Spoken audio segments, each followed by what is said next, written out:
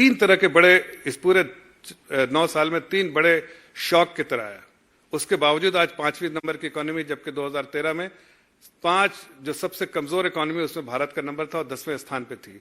आज 5 सबसे मजबूत इकोनॉमी दुनिया में है और उस 9 साल में 3 उसके बावजूद कि 3 बड़े बहुत बड़े शॉक्स आए और उसमें 2 साल 3 साल तो समझिए काम ही नहीं हुआ। एक तो कोविड, जिसकी वजह से पूरे दुनिया में इकोनॉमिक पैरालिसिस आ गया था, पूरे दुनिया में, सिर्फ देश में नहीं पूरे दुनिया में इकोनॉमिक एक्टिविटीज बंद हो गई थी। उसके बावजूद देश की अर्थव्यवस्था आज देखिए 5वें पायदान पे है। 2 साल बिल्कुल काम ठप रहा, इकोनॉमिक एक्टिविटी बंद हो गई थी, देश का जो कॉफर है वो खाली हो गया था। उसके बावजूद प्रधानमंत्री जी ने देश की जनता की सेवा की, देश की जनता की पूरी चिंता की और देश की इकोनॉमी को भी आगे जो है बढ़ाने में पूरा प्रयास किया।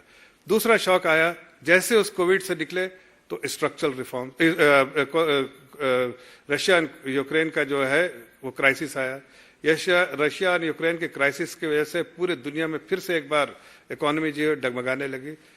जाहिर है अगर आपके सप्लाई चेन बंद हो जाएंगे तो उसका नुकसान तो हर देशों को होगा। रॉ मटेरियल्स नहीं आएगा, प्रोडक्शन में कमी आएगी, जाहिर है कि आपको इन्फ्लेशन बढ़ेगा। ये सब कारणों के बावजूद हमारी जो है अर्थव्यवस्था बढ़ती रही। उसका पूरा श्रेय जाता है आदरणीय प्रधानमंत्री जी को, जिन्होंने ऐसे डिफिकल्ट टाइम में कड़े फैसले लिए और देश की अर्थव्यवस्था को किसी तरह से भी कमजोर नहीं होने दिया।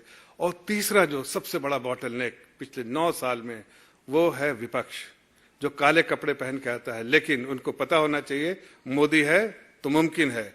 हम अर्थव्यवस्था को मजबूत से मजबूत करेंगे और दुनिया में सबसे तेज गति से रफ्तार से देश की अर्थव्यवस्था बढ़ेगी। इसकी पेशकश आदरणीय प्रधानमंत्री जी करते रहे। ये काले कपड़े पहले, काले करने में करे, काले रंग से देश की अर्थव्यवस्था को पोतने के काम करे, गलत अल्फाज का इस्तेमाल करे, दुनिया में देश का नाम बदनाम करने की कोशिश करे। लेकिन आदरणीय प्रधानमंत्री जी ने कभी उस तरफ ध्यान नहीं दिया, बल्कि अपनी मंजिल को ध्यान में रखा कि हमें देश की अर्थव्यवस्था को तेज करना है। आज देखिए, आज हम 5वें स्थान पे हैं। जिस तरह से हमारा ग्रोथ रेट चल रहा है, अब देखिए हम इस बार जो है पहले क्वार्टर में हम जाहिर है 8% से ज्यादा आएंगे, जिसके सारे अनुमान है। पूरे साल का अगर अब अगले साल जो है फिस्कल 2024 का अगर हम देखें तो पूरे साल का जो अनुमान है कि हम कम से कम 6.5 to 6.75 के आसपास रहेंगे। अगर इसी रफ्तार से हम अगले 10 साल तक बढ़ते रहे तो हमारी अर्थव्यवस्था जो है 2027 में जो है $5.5 ट्रिलियन की इकोनॉमी होगी।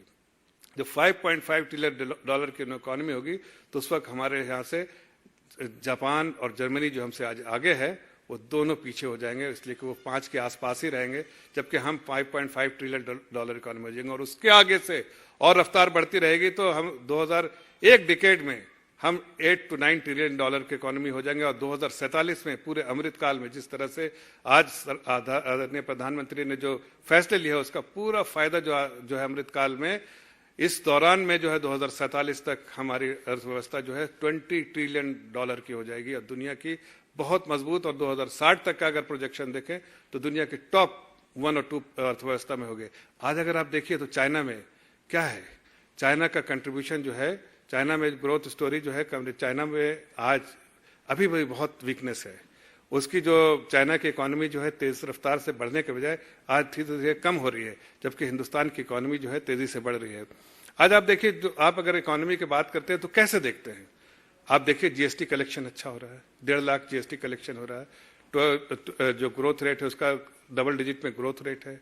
आप देखिए कि जो बैंकों की जिस हालत में छोड़ा था इन्होंने बैंकों को, किस हालत में छोड़ा, चरमराती हालत में बैंकों को छोड़ा था, जब बैंक में सिर्फ ऐसे लोन दिए गए थे, जिस 67% ऐसे लोन दिए गए थे जिसका एबिटा जो मतलब जो डे 1 में एबिटा नेगेटिव बोलते हैं, जो डे 1 में लगे कि ये डूब जाएगा पैसा, ऐसी कंपनियों को पैसा दिया था। इसलिए कि फोन बैंकिंग था उस वक्त, सीधे 10 जनपद में फोन करो और आप लोन ले लो।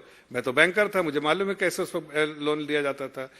उस दौरान आप एक छोटा सा देखिए, 2006 तक 1947 से 2006 तक बैंक की बैलेंस शीट जो है वो 18 लाख करोड़ की थी।